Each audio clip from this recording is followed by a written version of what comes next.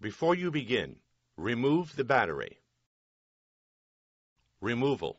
Loosen the captive P1 Phillips head screw that secures the service cover to the base enclosure.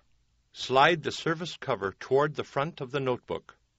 Lift the right side of the service cover and remove the tabs on the left side of the service cover from the cutouts in the base enclosure. Remove the service cover.